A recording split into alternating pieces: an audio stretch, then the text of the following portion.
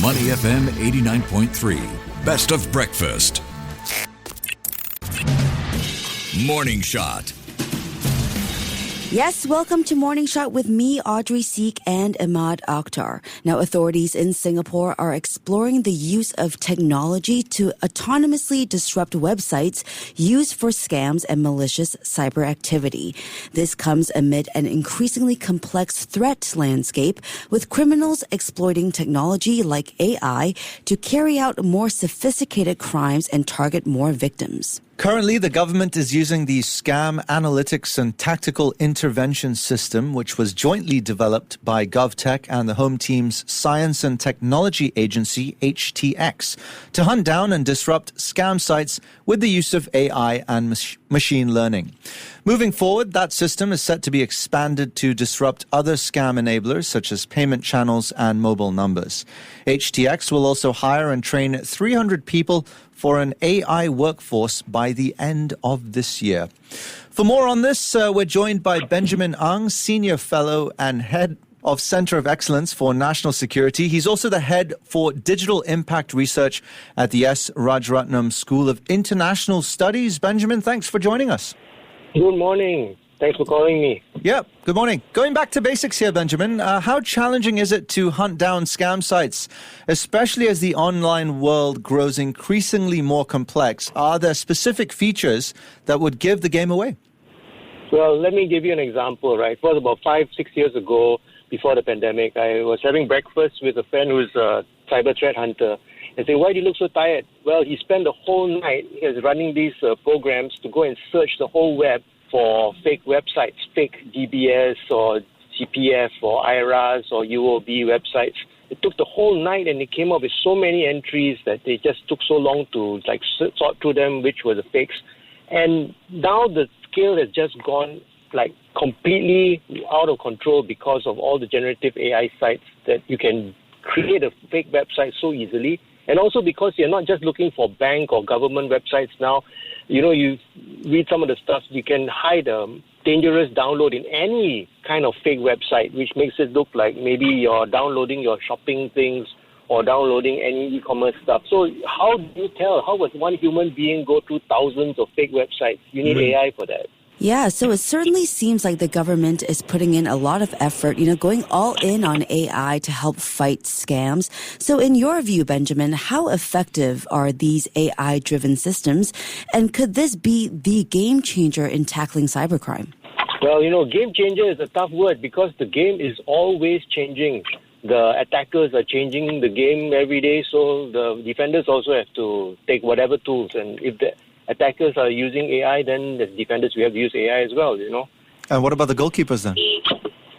So, well, that's a great question, right? No, you want to make sure you don't score an own goal. That's where the governance part comes in. That's exactly right. Let's talk about governance then. What exactly do you define as AI governance in today's evolving threat landscape?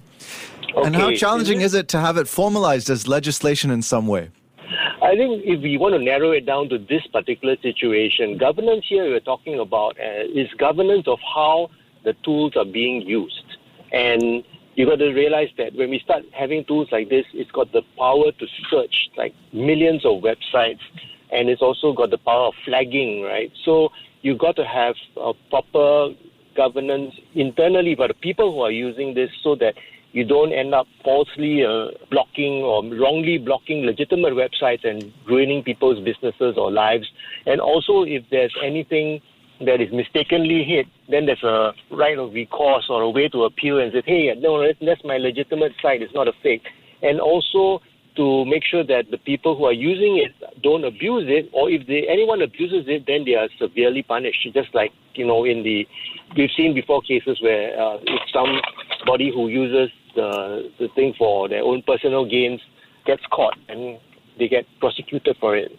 All right. So with AI also now being integrated into law enforcement, how do you see this shaping the way government agencies detect and respond to cybercrimes in the future?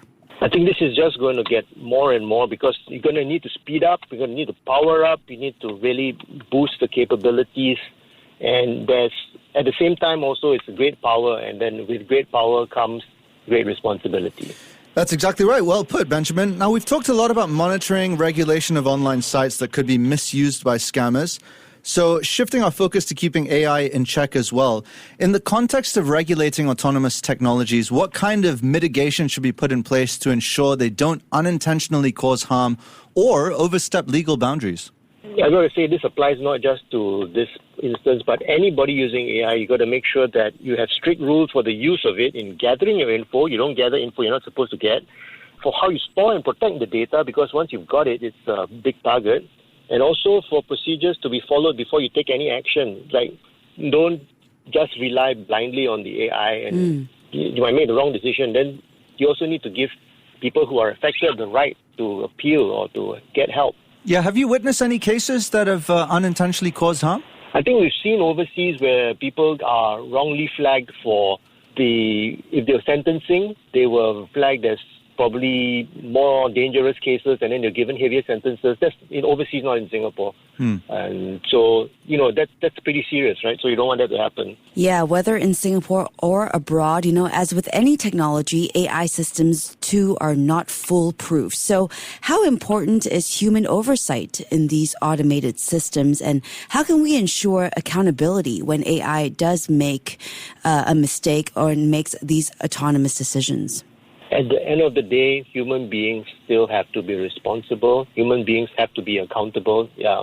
And you can't blindly follow what the system tells you. And this is going to require training because it's so easy to look at the thing, oh, look, the machine told me. But people have to be constantly reminded that they have to make the decision, they have to make that call.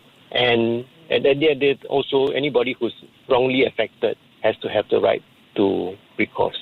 Yeah, your point on training brings us to the idea of an AI workforce, which the HDX is looking to expand.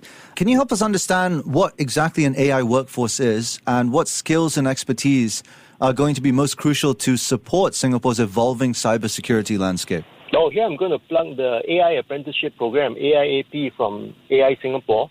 And that's really opportunities for people who want to get into the AI industry to really put in the work and learn, whether they are freshly getting into the workforce or whether they are actually changing their career paths.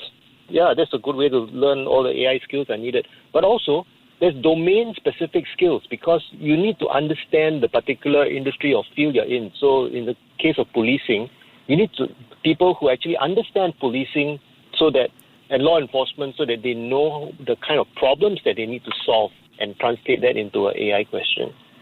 All right. Well, that was a deep dive into the future of AI and cybersecurity. Technology is evolving fast, and it's great to see that Singapore is taking proactive steps to stay ahead of cyber criminals. Benjamin, it was a pleasure speaking with you today. Thanks so much for joining us. Thank you. Yeah, thanks, Benjamin. You were hearing from Benjamin Ang, Senior Fellow and Head of Center of Excellence for National Security, and also the Head for Digital Impact Research at the S. Rajaratnam School of International Studies. Keep it here on Money FM 89.3. To listen to more great interviews, download our podcasts at audio.sg or download the audio app. That's AWEDIO, audio at the App Store and Google Play.